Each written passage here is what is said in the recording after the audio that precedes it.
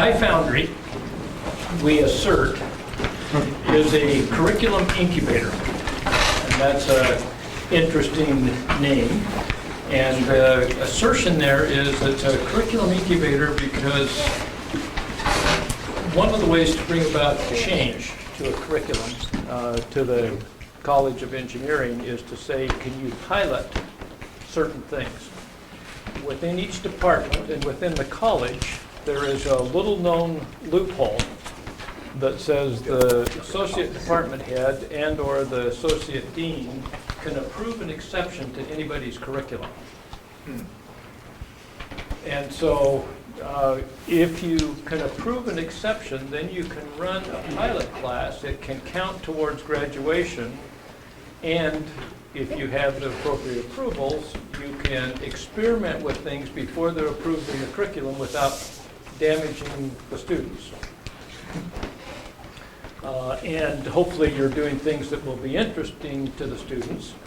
And so that's the notion that we operate under, that says we can run pilots, because if you think about how curriculum changes often come about, they come about through long deliberations and compromise and negotiations, and often that's a very slow process.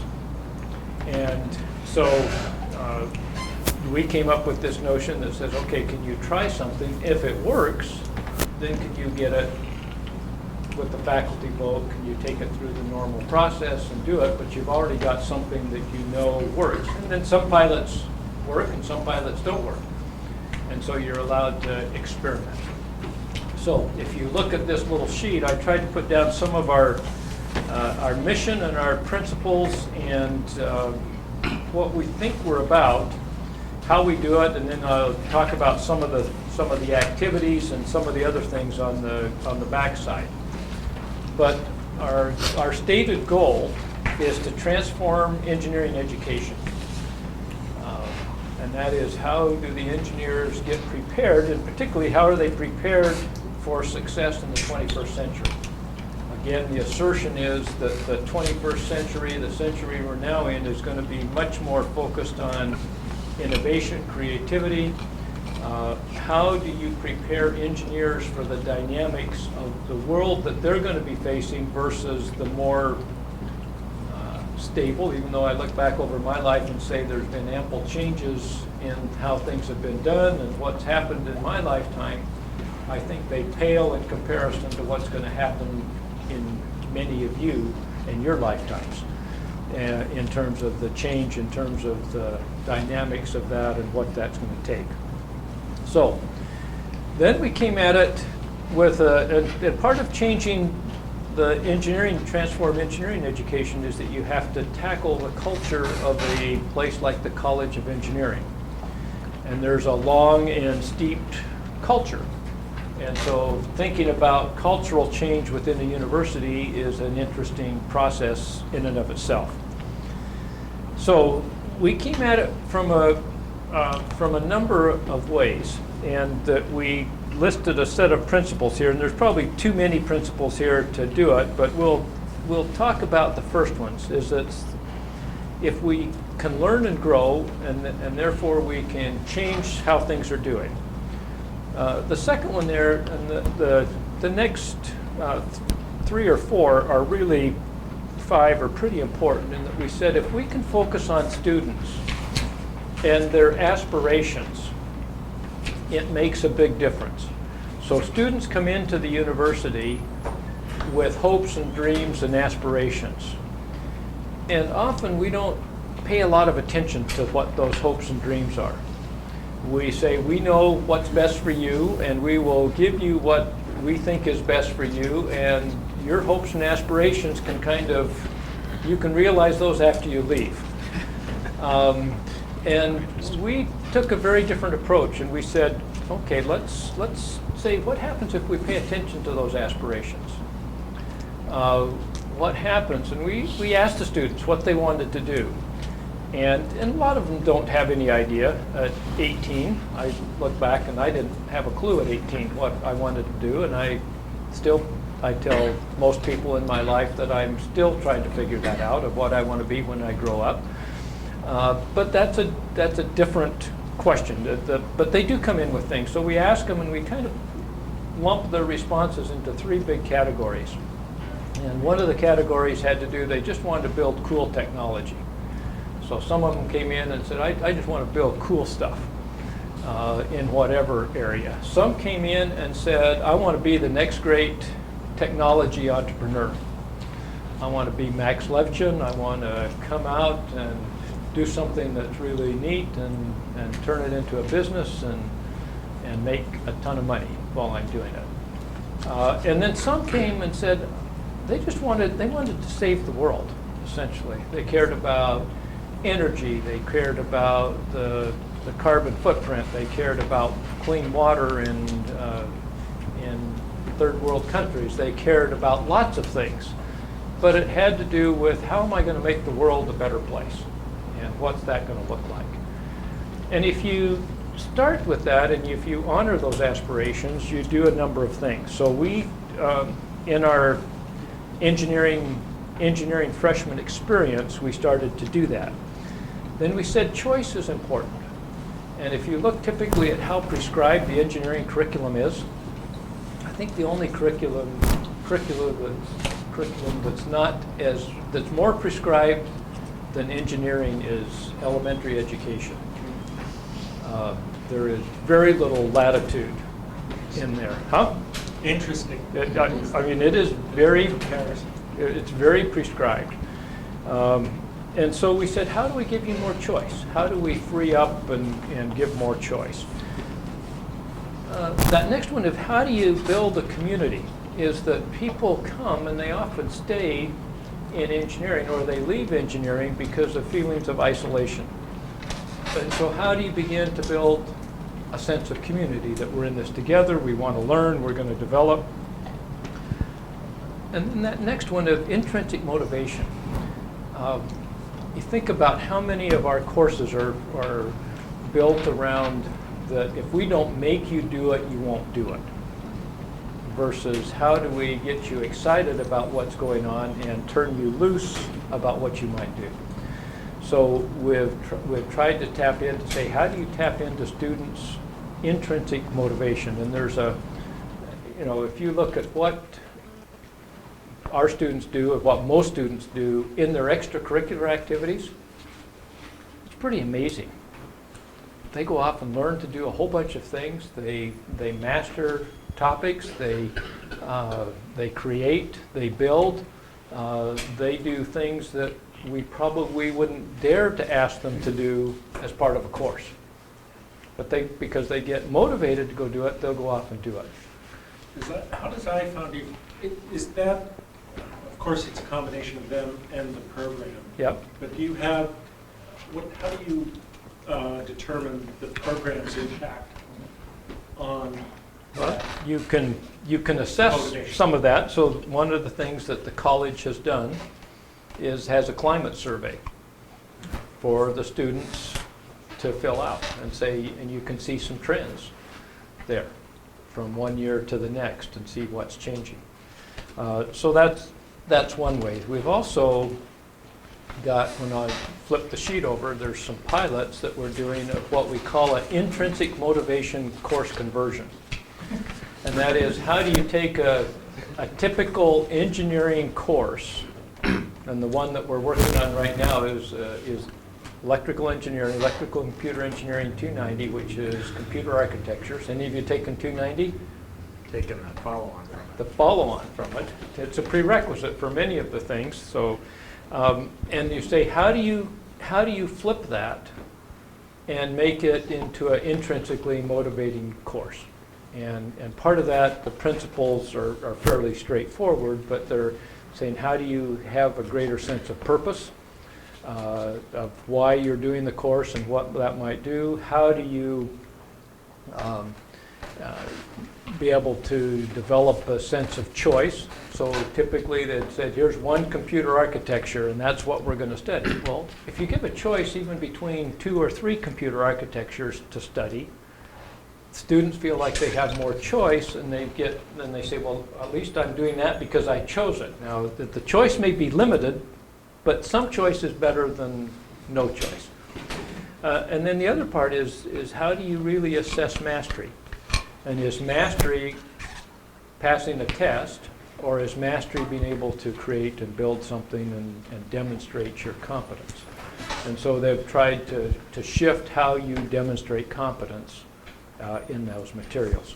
So the other ones, we do some of those other things of various disciplines, mutual responsibility, etc. So we've done that with incubator. You pilot, but you always need to pilot in order to scale. So we see some pilots that work really well as pilots but don't scale. And so if you've got 1,500 freshmen and you do a pilot with 50 of them, if you can't scale that, then you just say, okay, you've got to be able to scale it to the size that we have. Can you give an example of something like that works well as a pilot but doesn't scale? Yeah, I think if you, I'll pick a couple of programs that we hold up in very high esteem. One would be the technology and management minor, where you have 25 engineering students, 25 business students. You have the engineers take some business classes, you have the business kids take an engineering class, and then you take a class together once a semester for, I think, 4 semesters. And you say, okay, we can do that. We put a lot of attention on them. We put a lot of emphasis there. And you say, could you expand that so that all the students could have that kind of an experience, or all the students that wanted that could have that kind of experience? And the answer is no, you can't. You can't, with the attention that they get. I mean, theoretically you could, but with the way that it's structured financially and a bunch of other things, it's hard to have the same experience. Does that help? I mean, because Well, it's if you think about the honors classes, if you think about those small classes that we do, discovery classes, well, theoretically you could expand those, but we rarely do. Yeah. Last year you gave a talk, and I think last year was the first time you had all incoming engineering freshmen go through this thing. Were there things that you found when you did that scaling that didn't work, that Yes. you sort of... Yeah, there were. Yeah. And we, the first year we did it with 75 students, we had every one of them in a projects class. Well, we've offered that to them as a follow-on, but we haven't made it mandatory to do that. And some of them have chosen to do other things. So we've given them a wider variety of choices there. But we had all 1,500 in the 4 weeks, and we tried to do something that got more of a mini engineering project in those 4 weeks. So yes, you do change some things, and you do adapt as you try to scale. But you want to have the philosophy, you want to have the principles similar. So we looked in, then over there on the other piece there, we had a bunch of, so we tried to engage students. We have partnerships. That's the Illinois partnership. We had fellows from across the colleges. We had partnerships with various departments. We tried a number of things there. And then we said there's some pressure points. And the pressure points was the freshman was the first pressure point that we talked about. Design is another one. Everybody says we need more design. You'd argue that, wouldn't you? We need more design capability. So we've said, how do you work design into the curriculum? The advising, I mean, we've grown by in the college about 30% over the last 4 or 5 years. We've gone to where we have 20% international students now. How do you advise? What does that look like? And we have the faculty advising, but we've taken on a little initiative because you say, can you change the climate if you do something like advising, a modest thing better? Can you change something? So those are some examples. So the intrinsic motivation, looking at communities, the joy of creative engineering and what does that look like, Can we have more of a learning culture? Can we try some things there? So there's a number of things that we think are points where if you make a change in those, you can impact a fair amount of the college with a modest change. So those are some of our thoughts. I'm going to answer a question, Jeff. So you were talking about design and that sort of the joy of creative engineering, learning culture, all these things very much resonate with me. How much of this has gone, so it's one thing to have, you know, a 4-week class for freshmen. It's another thing to change this huge thing with inertia, which is the electrical engineering major, the mechanical engineering major. How have you been sort of chipping away at getting some of those design and collaborative engineering classes in before junior or senior year?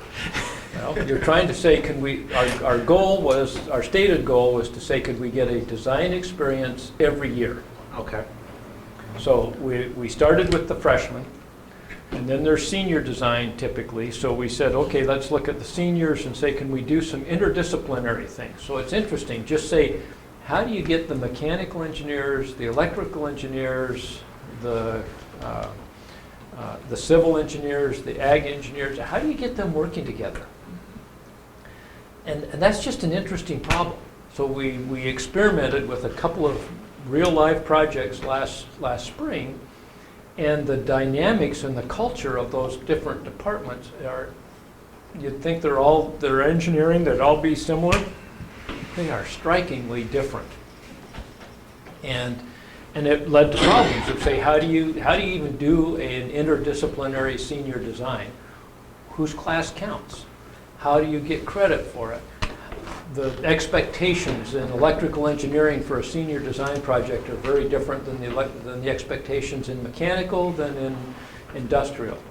And industrial and mechanical you think would be very close, but their expectations and their performance criteria are vastly different. And so we ended up trying to run it in a particular way, and it clashed with the different cultures. So when you fail their kids, they're not happy. Neither the kids nor the departments. And so you have those kind of dynamics, and you say, how do you, so you ran an experiment, and then you go say, okay, how do we work through those things now so that if when we run it again in the spring, we'll have a better sense of what we're doing. But the electrical engineers think they're creating independent people who can go off into industry or go off into academia or go for a master's degree or anything else. Mechanical engineering and industrial engineering think they're creating design engineers who are going to go work in industry. So you have a philosophical difference of what they think they're creating in their design classes, and material science has a little modest thing, and civil doesn't has something in each of their disciplines, but they don't have anything that's unified. So it's an interesting, you go there, and so now you're saying, okay, we're doing these things, you've got a design experience, you unleash these kids as freshmen, they're not happy if they don't get other design experiences. So the other piece is you're trying to use students as a lever in the departments. And you say, and that's an intentional strategy, that if you unleash them as freshmen, then if you try to put them back in a box as sophomores, they're not particularly, they don't go back in the box quite as well. And that's part of what we're trying to do. And then we're saying the goal is to have a design experience every year. Tell us how you've got that in your department. What are you doing there? Because we can't build all of those as a small group. Now the question becomes, the issue that we're facing right now is that we've picked a few of these areas to say we've tried to do some pilots in that we've done. Now we're coming back and saying, okay, now let's expand that circle and say, what pilots are going on inside the various departments and across departments? And saying, if we're going to build engineers who are innovative, creative, entrepreneurial, and are able to go lead in the world, how are we going to build that in the curriculum? So you start to have a very different conversation in the college. So the forces in the world are at a good place right now, because with the increase in numbers, so there's a number of things that are going on. The increase in numbers of undergraduate students, the number of international students, you're changing the dialogue in the college because the undergraduates are paying a bigger and bigger portion of the bill. And now professors are coming back and saying, gee, if the undergraduates are paying a bigger portion of the bill, how do we make that the best experience? Because the University of Illinois is now an expensive place to be. It's not a bargain place, it's an expensive place. And if it's an expensive place, how do you have them have a great experience when they're here? And so now we've got various people in the colleges or in the departments coming up and saying, let us experiment. Let us experiment under this rubric. We'll try something, see how it works. But you're getting more innovation in the courses and in the curriculum, pointed again against a direction with some common principles, with some common dialogue around it, and you can say, can we make some differences there? That helps. So that's what we're trying to do right now. So if you look on the back page of this, we're trying to say, we've had a little circle here of people trying to do some pilots. And we've got one with the freshman experience, and you said, okay, we've done that, you've expanded that, that's now part of the college. So that's now a group within the college that runs that freshman experience. Now you've got, okay, we've done a user-oriented, in the design space, we did a user-oriented collaborative design, which was a partnership with industrial design and engineering. And that was a success from the students, but we haven't figured out who's going to adopt that and who's going to take that on. So you've got, anytime you do an experiment, if it works, but nobody adopts it, then it didn't work. I mean, so it works from the student's point of view, but you've got to get it adopted. So we've looked at the senior design, we're lobbying for design space across the college, and we've got about 4 departments that are lobbying with us to say, how do we create space for people to come together and work on designs. We're looking at advising with the student advisors, faculty advisors, international students. You've got some community that we're working on with faculty fellows, students, and departments.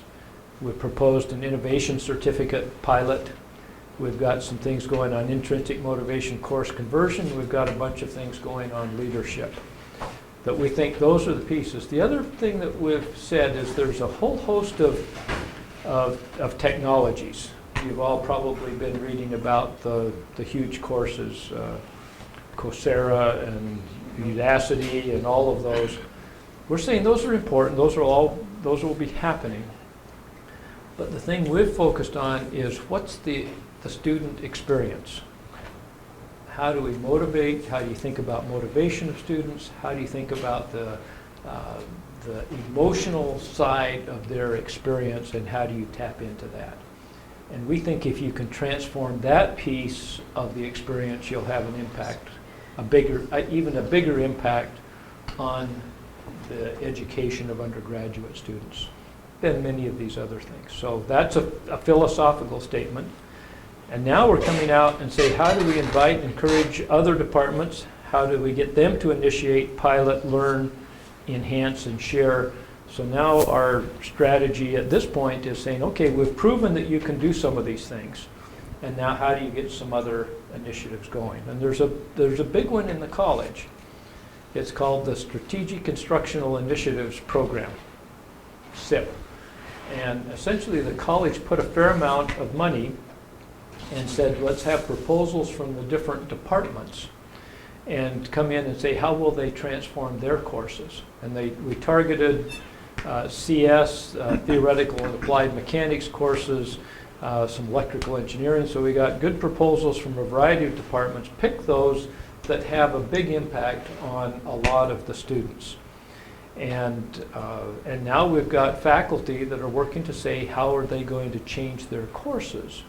And will they change them so that from their content point of view, because they're coming at it from that perspective, but will they change them in ways that are consistent with the philosophy and the principles and the other things that we have been finding? And we're finding some appetite for that in some of the departments, more than some than in others, and so we're experimenting with that as well. So that's the set of principles. And we're moving away as we revolutionize engineering education. There's military metaphors that kind of go through engineering. Dave Goldberg pokes at those. He's a colleague of mine, but he says we have the math science death march. And if you're tough enough to get through the math science death march, then we'll let you do the good engineering things. And it's almost like a metaphor of a boot camp, if you will, and say, can you get through that and do it? We work on assessment, so everything we do in every pilot, we try to have assessment. That's where Louisa and some of her colleagues come in.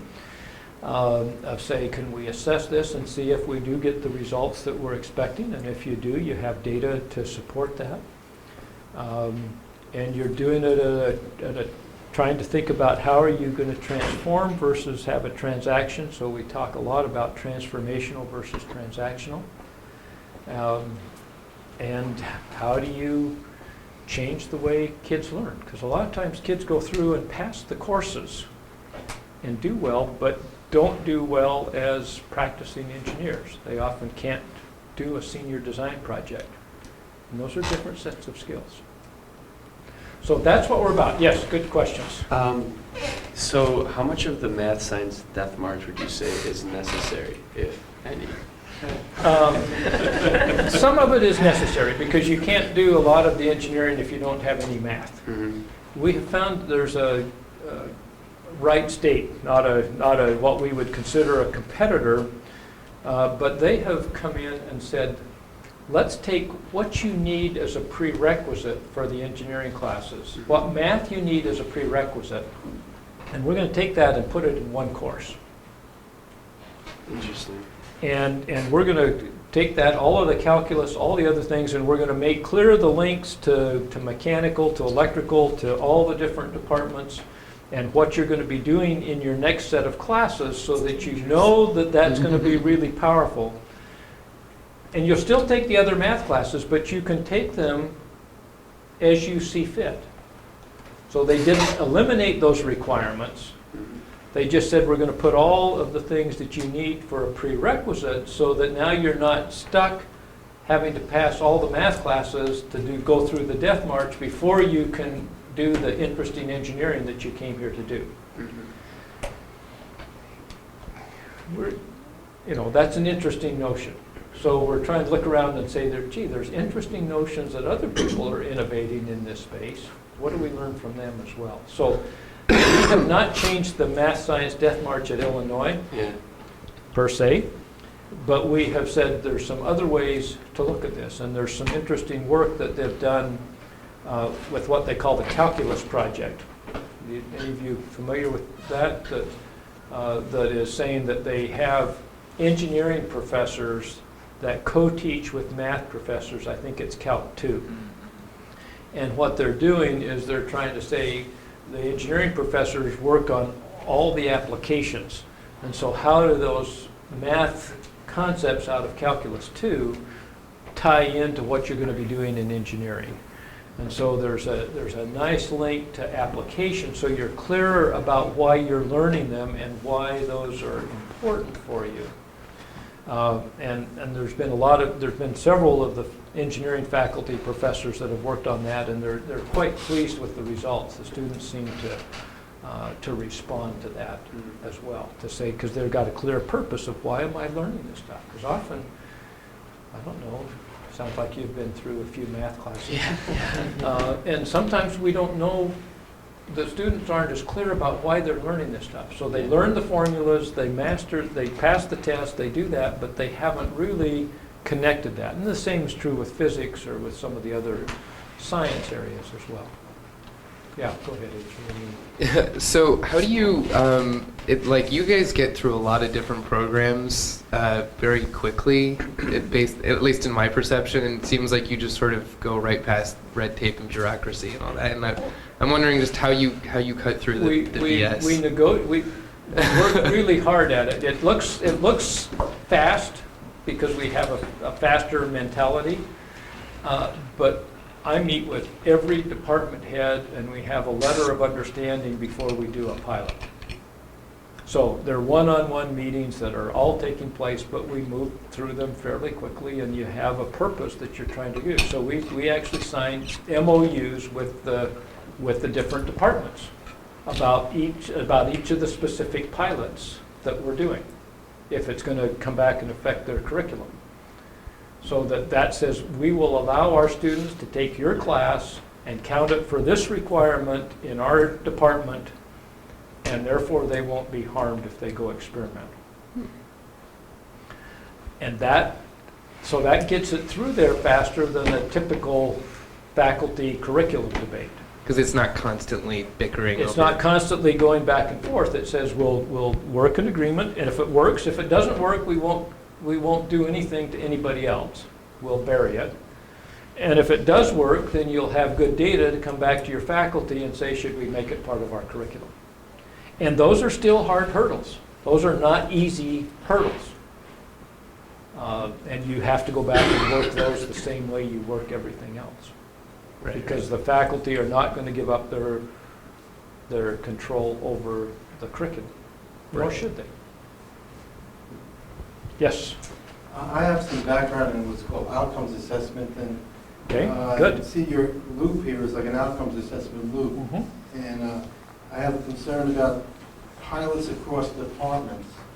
And my experience is that if you implement a pilot across a department, one pilot, it can offset some other competency areas that have existed previously.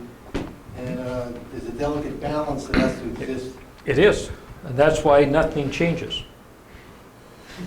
Would be my assertion. But the other part of it is that you do have to be aware of those things. And the departments are reluctant to say, unless something comes in at a modest cost, so you say, 3 years ago, we had, many of our departments had crept up from 120-hour undergraduate curriculum to 132, or somewhere at 135. And they said, we've got to get that all down to 128, which is still higher than most other colleges. And so they've got to work those, and the departments have to make those choices in themselves about, does this fit or not fit? But yes, if you do, but if you don't, if you keep everything in a silo, that's not the way most of the world is working right now. So if you keep all of your aerospace engineering in one silo, they're saying, boy, I need to get electrical engineers and computer scientists, because there's a payload here, there's electric payload, we're sending signals back to the Earth, we're doing all of these things. How do we manage all of that? So anyway, go ahead with your point, I'm sorry. No, you answered the question, my question. I just had an experience whereby we implemented something at a community college, and the example was we implemented like percents across the curriculum, and then Yeah. people couldn't do rational numbers. because Yes. There was so much emphasis Just on on the new thing. percentage, yeah. So that was the example of my experience, and Yeah. I just wanted to. And we have, so our process is that we come back, and there's a curriculum committee in each department, and they have to rationalize of, say, whether does this fit and still keep their curriculum whole. So the curriculum's still owned by the department. But you can do some things, and most of the stuff we've done is at the margins. We haven't changed a lot of other things there, but even if you did that, if you went back in like this calculus piece and you said we can do calculus, we're still teaching Calc 2 with all of the concepts, but we're saying how do we make those connections to the engineering curriculum more effectively? Does that? Yeah, so you're actually treating it like a delicate balance You act. you are because you can say we can run a pilot, and I think we had a wonderful pilot in this user-oriented collaborative design class. I think it's exactly what the engineers need. They need to go in and understand customers. They need to do a more of a design perspective rather than not give me the specs and I'll go do it. They've got to go discover those. They've got to go find the problems. I think that's a really much more applicable skill for the 21st century. It's how the top engineers work now. And so you say, we think we've got something that should be a requirement for every engineering student. And boy, it's hard to get it accepted as a technical elective in the different departments. So we had to work really hard to get it accepted as a technical elective, not just as a requirement, but just to fulfill a technical elective, because the departments control the what of the pilots, once you've got something worked, what gets accepted back into the.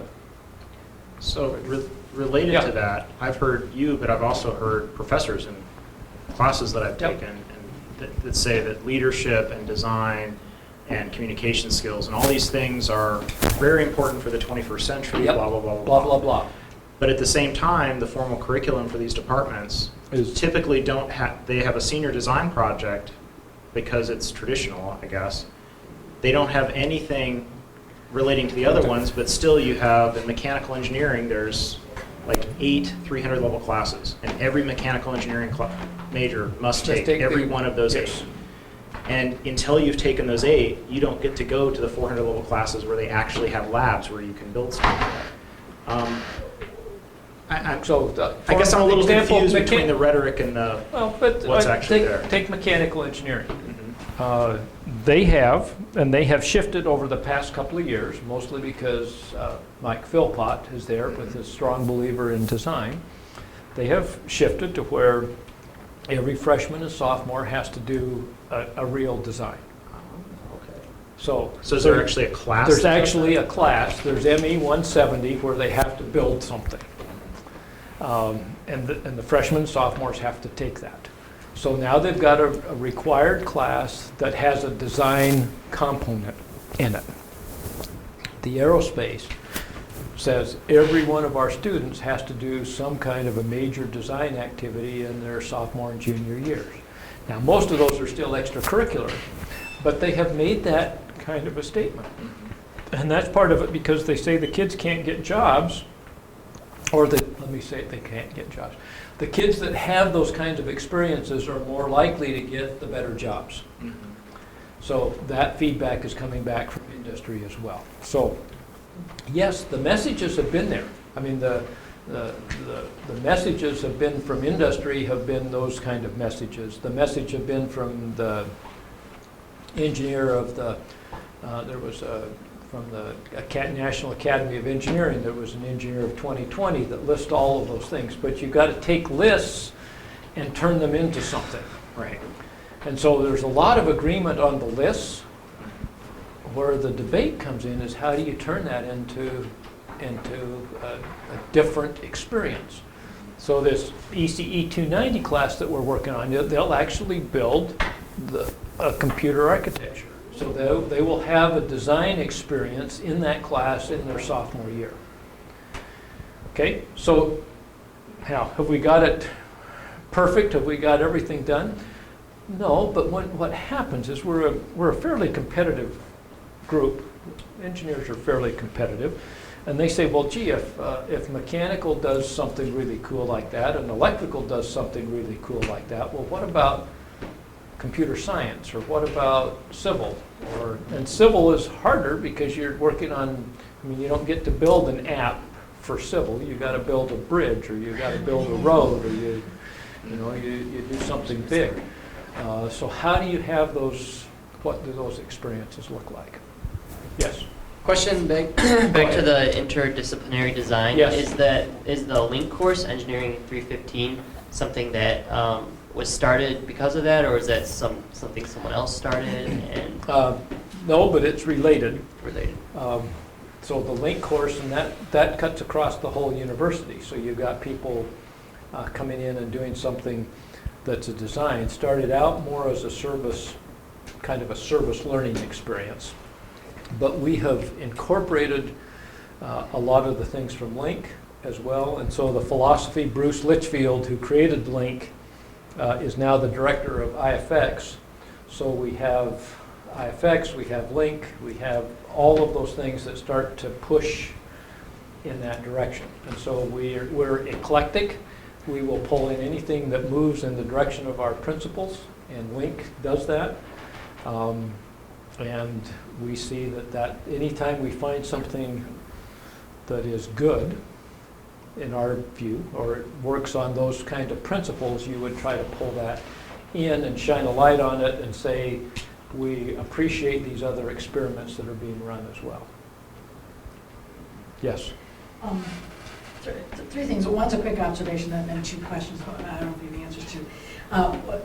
One is that just observations that we've made that go both ways that you talked about, the Death March, math science, that in Project Lead the Way and other programs Yes. just as you're doing too, that mix of some people be doing too much just practicality to get only what you need for this versus too much theoretical, and seeing combinations of things that and some of the staff are here, that work with very good, out in the field K-12 teachers. Some of them who have really good, math science theoretical background, and sometimes just being gently to kind of veer them back, like George might be or Jana might say, okay, just remember, folks, you're not just teaching to the activity, but you need to understand the big picture. Just as in math education, we have people who don't know enough math, but they're teaching math for second graders or whatever. It is interesting. Obviously, that mix makes perfect sense. People just need to do it. And we have certainly, our pendulum has swung towards the theoretical side. I mean, and deceive. Yeah, at our place. And the second one, and I already planned to follow up, I'm particularly interested in that culture of the student participation and just, pithy quotes and experiences so that we can share with others. But remind me, because I should know better, on the smaller pilot group students, some of that was self-selection and then some of that was The first one we did, so we did in 2009, we did 75 students that were all volunteered.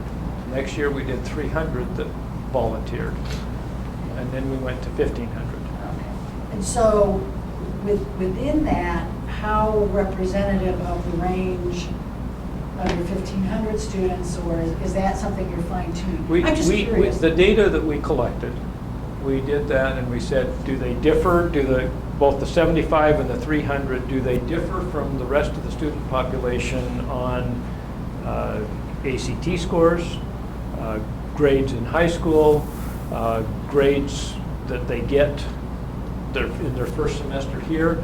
There were no differences in those, no statistically significant differences.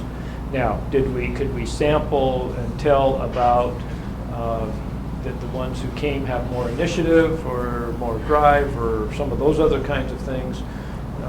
We think they may have. They were more willing to come and experiment or do something like that. So we think there's some variables that we didn't control for. But if you just look at the normal variables that we look at, we looked at those, there were no statistical differences. And then I've go ahead. always been challenged myself. University of Illinois classroom teaching, lab, technology infrastructure is not really conducive to classes to work on projects. You don't have rooms that have tables that can move. You have giant lecture halls. And it's not just for engineering, but it was that whole concept. Yeah. How is that being addressed? By prayer? No, not by prayer.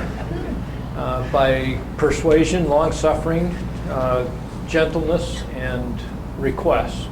We've got a group of people that have come together and say we need to have a really substantial design space. where kids can come together and work, where you could bring projects in from classes and actually build some things. And some of the departments have really good labs, and none of them would say they have enough, and none of them would say it's adequate for what they need.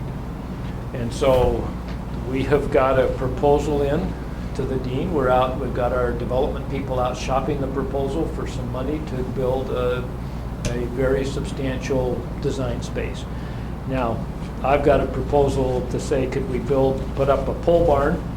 And because I'm crass, but I can't even put up a pole barn. You can't put one up, and even though you commit to tear it down because nobody believes you'll tear it down, and partially that's because we still have Quonset huts from World War II that are still on the engineering quad, and so nobody believes that you'll actually tear anything down once you've got it. And that's probably true. So we've explored that. We've explored vacant space. We've explored some of the retail space around campus that we could get to. We've explored going out to the aviation building out by the airport. We're exploring a lot of things of what can we do in the short term to get the kind of space that we need to have people be able to work on projects. Yes, you're going to have a good question. I have a good question, Ray. It has to do with the developments in Europe in the last 25 years. As you know, there's something called the Bologna Accords, and partly to standardize the definition of degrees across the European nations, but also to compete better with the schools, particularly technical schools of the United States. They put a lot of pressure on all the universities to change their curricula and definitions and conditions in certain ways. And I'm just wondering whether or not the way that the program here has moved has any parallel to what's happening over there. Particularly, I'll give an example that the common expectation for every professor is to devote, let's say, a third of the total class course to group learning.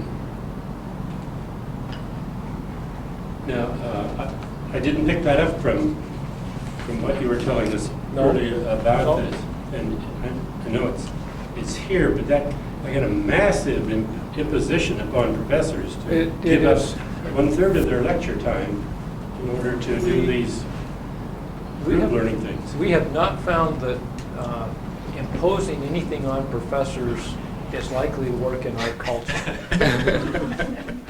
And particularly coming from a little group of us, we found that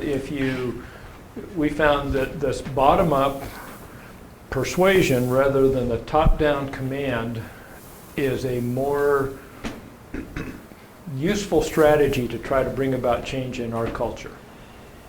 As I recall, they promised the university professors to reduce their workload by 1/3.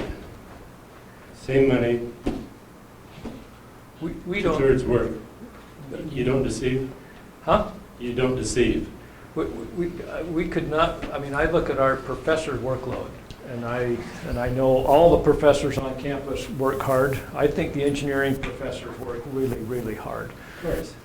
In terms of the grants that they do. I mean, if you don't have a group of 10 or 12, 15 students supported by DARPA, NSF, big grants, then you're not carrying your weight in the engineering world. So what I find is the professors keep expanding their capacity, and they are just chock full, most of them. Now there's some that you can point at that say, okay, they're paid better per hour worked than the ones who are really productive, but so nobody's saying that, and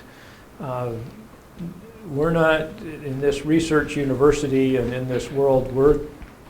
What we've found more persuasive is that if you can make some changes, and one of the assertions or one of the hopes is in these intrinsic motivation classes, if you can capture the intrinsic motivation of the students, you can transform your class with a modest change in the professor's workload. And even theoretically, you could decrease it, but we haven't seen that yet. Ray, have you learned anything from Europe? No. You concentrated on the persuasion of professors. Yes. But there was an awful lot of pedagogical research that was followed over there, not necessarily wisely at all, but they really put a lot of money into collaborative learning with computer monitoring of the students' operations, support facilities. I don't think it's necessarily better than what we do, but it seems to me like there's an awful lot of ideas. To learn from there. We did look at a lot of the NSF grants that they tried to do around engineering education, and what we found is that as soon as the money went away, that it kind of reverted back to normal, to what it was before. But I have not learned the lessons from Europe, so thank you for that suggestion. We will go explore some of those things. We have some visitors occasionally who come from some of those research projects, and we might give you a chance to talk to them. Great, I would appreciate that. I would appreciate In fact, actually, Yvonne has talked to them. You have had a At chance. the end of summer, Yvonne met with her, but not all the ifoundry people there, Okay. and she offered That was in. really good ideas. Okay. Okay. Anyway, thank you for your attention and engagement. And we have learned a lot. And we've made modest progress. We have not revolutionized the world. But we've got to figure out how to get that kind of a philosophy embedded in the rest of, so we're trying to expand that circle from the ifoundry set of experiments to say, can we get experimentation happening in each of the departments and across departments? That's our goal for the next year or two. If the metaphor has moved from the death march to the joy of But engineering. we use joy. You've done something. We have specifically used joy. We talk about in that freshman experience is the joy of engineering, the joy of community, and the joy of learning. And there's not a lot of other places in the college that talk about joy. And part of it is reframing the expectation and encouraging the students that you've got to, your part of your task is to go find that joy. So anyway, thank you for your interest. Appreciate being here. It's all